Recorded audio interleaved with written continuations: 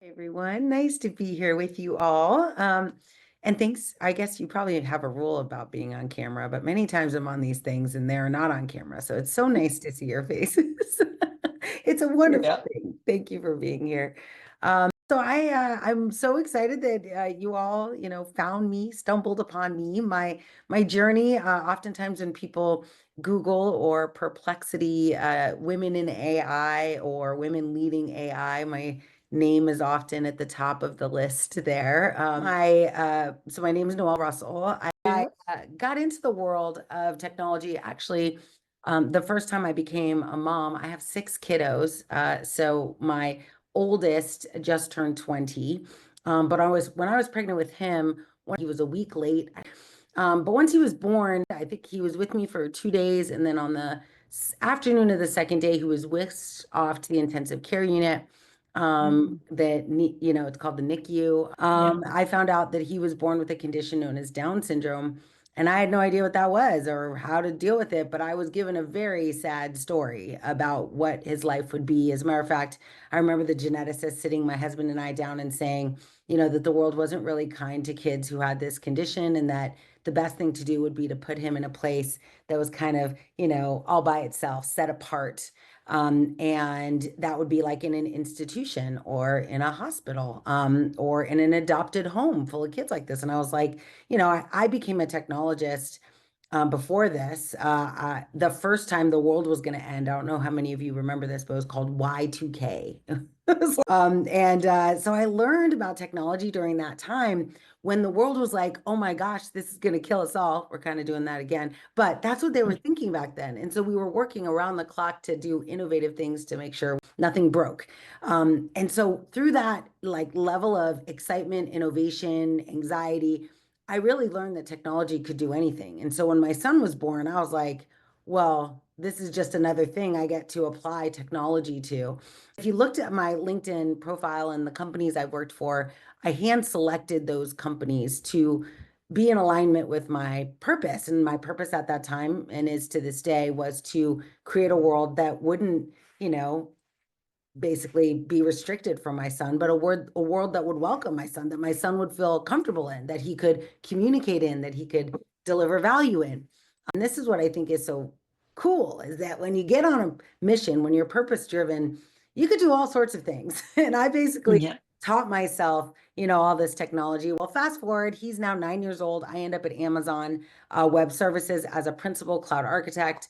And I get an email from Jeff Bezos. And in this email, it says that he wants to build this new team that's going to create the Star Trek computer. And I find out later it wasn't from Jeff, like it said it was, but it was actually from his like recruitment team. But that doesn't matter because I felt like he was speaking to me in these moments. And I said in that minute that I read it, I'm like, oh my gosh, this is the thing. Like, if I right now, if I build technology you can talk to, the only thing I really need to do is teach my son how to talk. And if he can talk, he'll be able to use this technology to get finances and healthcare and all of these things. So that's really what motivated me. I became employee 10 on Amazon Alexa. That was 10 years ago now. Went from Alexa to Microsoft, at a time when Microsoft was also trying to figure out how do they make, I mean, the mission of Microsoft is to empower every human being on the planet to achieve more. And if that is your mission and you're a tech company, the biggest challenge you have is getting people to understand the tech you have and use it to their benefit. And so I became part of the team that would create what's called democratized AI, today known as Azure AI Services. I launched a bunch of AI products into the wild and learned a ton along the way. But that led me to what I do now, which is I started my own company, and I realized so many people are in desperate need of understanding how to use this technology, but not the way that technical people teach it. Like, Yep. especially today, right? ChatGPT and Claude and all these models, the only thing you Mhm. need is your voice. And so that's what I do now, is which is why I love that we started with mindfulness. Like, how do we develop clarity of thought so that we can communicate to these machines in a way that is beneficial, helpful, and good for humanity. And so that's kind of like the whirlwind tour through all things Noel. Had no idea of all these stories. You know, how these stories shape us our life mission is so important to know and understand, right? Everything that we go through is a building block. And talking about the mission, and again, the mission with which we started moms, we say that it is something for getting back into the workforce, but actually we are working towards their financial independence. Like that is the key thing that we are looking for, and that drives so much value. We That independence is very, very important. So back to your book. You tell us about your book journey. How did you decided to write? You have such an amazing experience, but writing a book is a whole new experience. And I think I've told you that I have written Career Interrupted, and my new startup is based came out from that as well. So love to hear your journey about the book writing. Yeah, absolutely. So one of the things that happened when I was at Microsoft and actually at Amazon as well is that I was an engineer. So I was in always on the engineering side of the business. However, I was good at communicating business value from engineering work. So I got requested to go and start talking to executives in what are called executive briefings. And every big company does them. They have an executive briefing center at Microsoft, Amazon, Google, NVIDIA. It's an entire center where they bring in huge clients like L'Oreal Cosmetics or Coca-Cola, and their executive teams come in and they learn about how this technology will help them.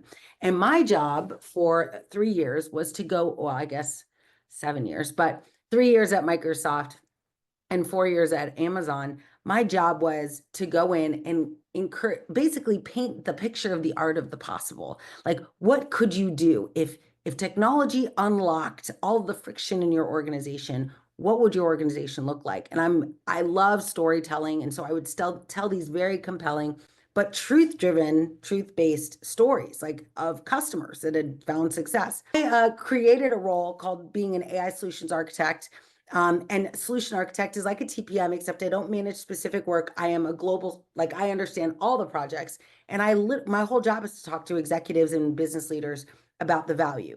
Now, when I started doing that, I talked to hundreds of companies in the like 350 companies in the Fortune 500. I've talked to their C-suite about either Amazon or Microsoft. And what happened is in one of those rooms, there was an editor from Wiley, and Wiley, who is the publisher of my book, and so they came up to me and they were like, what you just said, like, I mean, I would tell these stories that would leave the executives in like the rim of tears in their eyes because it was so important, the work we do. Because I don't talk about like how to lower costs for your business and how to like, I talk about like if they build a successful business, what in the world gets better, right? Like people's livelihood gets better. That they were Mhm, like, my mission is to adopt this technology so that I can do more, right? Like Bill Gates or Jeff mhm. Bezos, like they gave away more than half of what they made. So that's how this book was born, is that I did a keynote over and over and over again for these executives, and a Wiley author was like, you need to do, and this is literally the name of my keynote, Scaling Responsible AI. And the book is split in two, day one, which is the hype cycle, and day two, which is everything else. And that's when things get serious. That's when fairness and security and privacy and regulation, like that's when all that stuff happens. And in order to see true success, you have to do both. You have to have the hype and you have to do the needful work that's necessary to scale responsibly. In terms of the audience today, what is one goal? I won't call it as a story, but I would call it as something really that you want to share with this audience where they can think about how they can unleash their potential. You call it scaling responsible, I call it scaling human potential, and bringing the two together. Especially, and if you look into Mom Relaunch, we call it as the tagline is unleashing women's professional potential. So taking the technology and the stuff that you have done before, what is your message to our group? And what can they do? How can they relate to what they can see? Right now, the bridge is widening so much because of the technology. So, how can they make technology their friend? Absolutely. I think one of the things that is I have a couple philosophies that I live by. I created, so out of all of this beautiful stuff that happened, I got to work for great companies on great projects, change the world. At Amazon, there is a saying, play hard, work hard, make history, not move fast and break things. That's Facebook. But still both, like at that time, it was very motivating, right? Like I wanted to make history with what I was doing. And it called on that part of me that was like, how do I change what I'm doing? And when I first Mhm. joined the Amazon Alexa team, I was the only woman on that team. I was also the only woman of color, person of color. Like there were no Hispanic men either. But what was interesting though to me is that I was also the only caregiver on the team. I was the only one taking care of my parents. I was the only parent on the team. So my perspective on the world was very different. And anyone who has kids, you all would recognize like there's before you have kids and then after you have kids. Like everything kind of changes. Your perspective Absolutely. changes, your perspective on risk changes. And so I'm really glad I went skydiving before I had kids because I would never do that now. I also like my lens then becomes I'm a special needs mom. And so there are certain Yeah, risks of I'm not course. willing to take, knowing that, like, Of course. like Yeah. I think Hmm. way differently. I think before I had kids, I thought like checkers, and now I think like chess. Like I'm thinking Yeah. these like 10, 50, 100 moves ahead. And I do think that that is a skill that you cultivate and that you develop. But one of the biggest things that I learned in being that anomaly was how desperately AI systems require this kind of, you know, this differentiated thinking.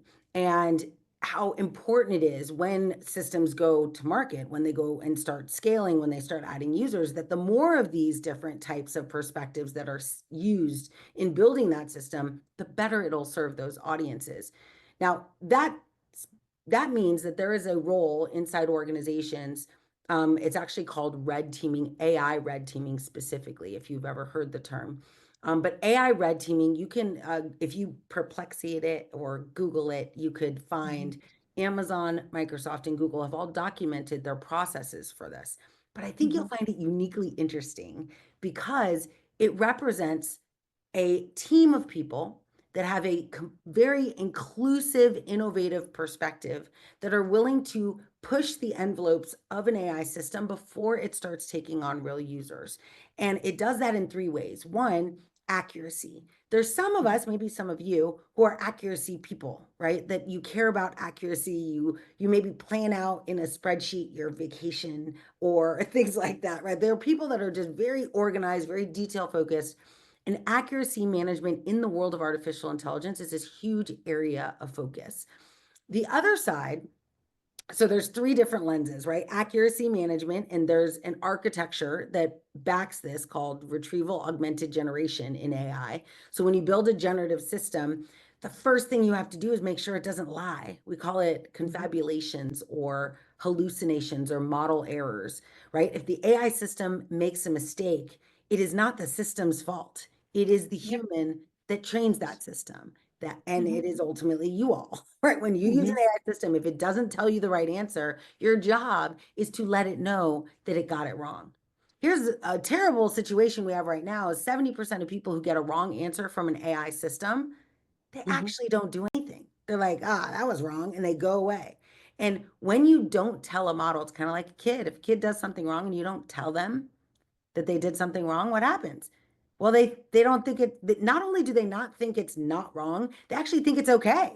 So they start doing more of those things. And that's what happens in AI systems as well. So it's critical. How many of you, like if you've seen in ChatGPT or in some of these other models, you've seen something that looks like this. It's like a thumbs up and a thumbs down. And most of us never click these buttons, but it's literally the only mechanism a data scientist has to know if the model is doing a good job or if it's making mistakes. It's the only way, because Hmm. otherwise, like I said, we won't tell it. And so they've created this mechanism, and this is tied to another area inside red teaming, AI red teaming, another whole job area called reinforcement learning with human feedback. Many company, every company is going to add these like thumbs up, thumbs down buttons. What they do not have is a team of people that look at that and train a model as a result. And you don't have to train, you don't have to learn Python, though you can. You don't have to learn, you know, algorithms or statistics. Today, you'll be able to use meta prompts or your words to guide a model to make better choices. But right now, there's a gap in every organization where they're in the hype cycle. They're building AI models. They don't realize that their models aren't great. They don't realize that their models are failing. That usually happens around year 2 or 3 of use. Everything starts to break. And we're like, Yep. we're starting to see it now, but it's going to be massive. And so these red teaming organizations inside companies, and right now I've helped build one in Fidelity. I've helped build one at Delta Airlines. I've helped build one at UHC, a big healthcare organization in the United States. So I've tackled this in big companies and all of them have to hire people to do this work. And it's kind of a strange situation because literally like someone who was a DEI person is perfect for this. Create Mhm. systems that inspire inclusion, belonging, and make sure that we don't accidentally hurt the very people we're trying to help. But I give those to you to give you some ideas of some of the types of roles that I currently help organizations build. And that AI red teaming is so valuable to companies because as I mentioned, its accuracy is number one. Fairness, I mentioned briefly, is number two, right? Making sure that it doesn't hurt someone. But the last one is security. And this is Yeah. just like, can I break your bot? Can I break your machine? Can I ask it a question you never thought of and get it to give me bad answers, or answers about the internal workings of your company? And so that's the danger of models trained on everything, right? Is that Yeah. everything is in the brain. Now our job is to make sure that if someone asks a question, we've trained the brain not to divulge private or secure information about what we're doing or the companies we're building. And so that's a whole, and again, I think that there's different people for each one. Like there's some people that are accuracy focused, some people that are fairness focused, some people that are security focused. Maybe you're all three, but usually we tend to lean one way or another. And that's a huge opportunity from thinking about where the world needs your skills right now. Well, I think it can tie up to how do we know how to get the kid things out of our kids, right? Yes, exactly. Asking 1,000 different ways, slightly different to see if the answer Yeah. changes 100%. I think that is one skill we all can be proud of, I guess. Mhm. And we don't have to worry about it. We know how to manage our kids, and I would That's say, right.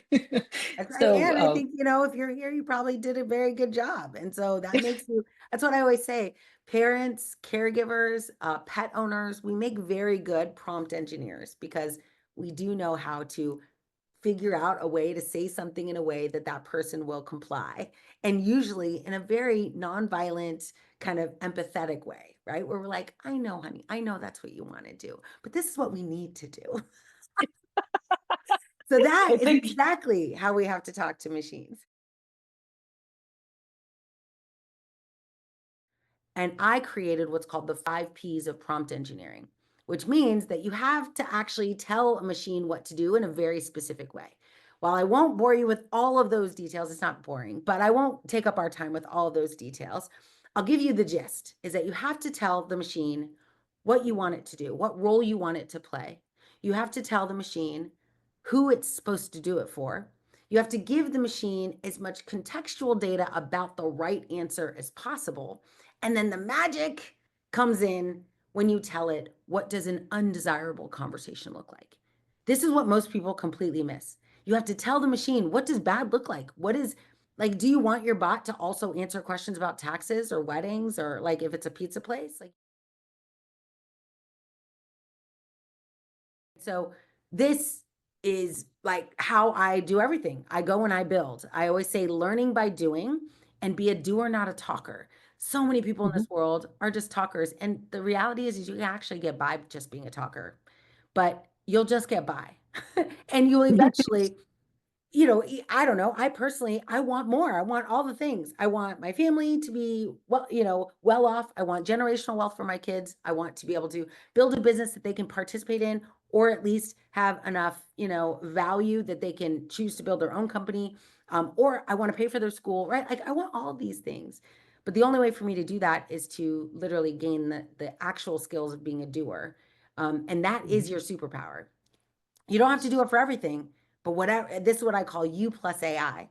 It's whatever you do. So let's say you're a you're a technical program manager like me, or you're a user experience researcher, or you like healthcare or finance or music or art. You can even start very simply by asking ChatGPT, hey, this is what I care about. What are 15 ways that I could use this to help a business or create my own business? And it'll give you a bunch of ideas, and then you just pick one. That's one thing I have learned over the years, is that most of us spend way too much time deciding and not enough time in a decision. And it's in the decision that we learn. Like, whether you either learn because it worked or you learn because it failed, but you don't learn when you're just deciding, when you're like, oh, I'm not sure. Oh, I'm not sure. You only get the value of that experience when you make the choice. So I say, this is why move fast and break things is a concept Mark Zuckerberg released like a long time ago, and it was awful. But I do think we can move fast with intention. We can make big decisions very quickly, and then with intention, be able to identify how we can learn from them.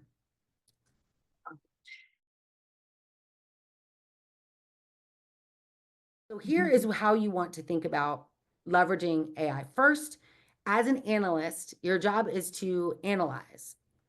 AI systems are very good at analysis. So that can't be the best thing that you do. As an analyst, what your job is going to be is to communicate the analysis that you get out of a model, be able to communicate that to stakeholders. So you now need to pivot your attention to learning how to use AI to generate analysis for you. For example, ChatGPT 4.5 is a research model. Its job is to do what analysts do. That will get replaced. However, the work will get replaced, but it leaves this huge gap, which is what business analysts are doing. Like right now, if you're an analyst, you're using AI to do the manual grunt work of searching and researching and documenting, right? And then using your skills to visualize, or your skills to communicate. Warren Buffett, I'm sure you know the guy, he's very wealthy, one of the wealthiest men in the world. He says that your personal value to a company, your personal worth in life, goes up 50% if you command the art of communication with people. And most people completely underestimate this. So the rubric for education is even changing. If you go into schools, like I helped FIU, Florida International University, Miami University, or University of Miami, Miami-Dade College. So I went into these schools and we changed education. So now you're not getting graded on papers you write, because AI can write a paper. You're not graded on analysis that you can do. You're graded on your ability to communicate that. So all of a sudden now, your job will be to say out loud, here's the value of this work. Here's what I think is wrong with it. Here's where the gaps are, right? Your ability to present information with confidence, to be data-driven in your approach, to have the technical understanding of how a model derived its answer, those will become more valuable skills in the future. Be data-driven in your approach, to have the technical understanding of how a model derived its answer, those will become more valuable skills in the future. So you can use ChatGPT or another model to help you with this, right? Like, in a world where AI is going to help you accelerate your work in these areas, what you're going to have to do is actually less tech and more talk. Like, you're going to need to communicate these. That's why getting in one-on-one conversations with people is critical. The first thing I ask people, I usually can check for functional, if I'm hiring, I hired over 2,000 data analysts and data scientists at Amazon. And in those interviews, the first thing, of course, I would go and see, like, have you done this before? What's your previous experience? Here's one thing I always looked for was a GitHub repo. Like, do you have a GitHub account? Are you connected to repositories? You don't have to build a repo. I personally go in and I look for projects that are like the work I want to do, and I fork them and rebuild them myself. This is how I learned Alexa. I forked 7 repos that were on natural language processing, and I rebuilt what they did for myself, and then I started building on my own. Are you doing that? Like, that's how do you demonstrate functional expertise in a world where they're going to use AI to evaluate you? A GitHub repo with forked repositories you've rebuilt is great. And the reason why is because as soon as you rebuild that project, you now can talk about it. You can go, oh my gosh, I remember when this one thing went wrong. Oh, and it took me 14 minutes to figure out the package in Python was old and I had to update it. Like you didn't have to build it. Just implementing someone else's work is going to teach you how, the details enough to have a conversation about it. So I would first look for GitHub repos. The second skill I would ask for, though, is behavioral interviewing. And this is how Amazon and Microsoft interview all of their candidates, is through behavioral interviewing. They use what's called the STAR method. And the questions are typically, tell me about a time when you X. If you've never X'd, like you're going to be in trouble. And so GitHub provides you the ability to go and get experience for free. The other thing, that's why I tell people to go build applications for local companies. Even if Mhm, they never use it, even if you never present it, build it, create the mhm, requirements doc, develop a functional specification, right? Like mhm, build the end-to-end solution and mhm, do it when no one's watching, because that's going to fuel you when you're in a conversation. And I ask you, tell me about a time when you built something like this. Tell me about a time mhm, when things didn't work out. Tell me about a time when you couldn't meet the expectations of your stakeholders. You'll mhm, have something to say because that's how mhm. they're going to evaluate you. At the end of the day, every single job you get, you're going to get because you're talking to a human, not because you built something 2 years ago or last month. Like that's going to get you in the door, but you Mhm. get the job and you negotiate the salary based on your ability to communicate your value. And so I can't stress that enough. Wow. You know, what you just said is like the basic building block for Mom Relaunch as a program. All we Right? focus on is on the real projects. That's last 7 years, that's what you have been doing. Anything you do there, everything that you see in Mom Relaunch has been built by moms for the moms. So that's what, and they talk about that on the projects and they talk about everything and no fake projects, basically. Yeah.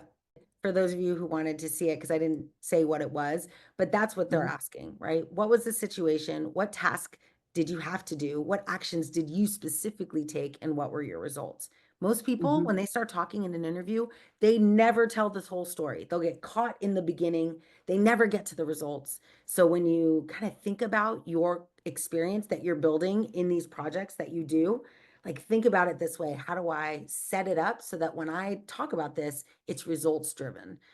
It's super powerful and most people don't do a very good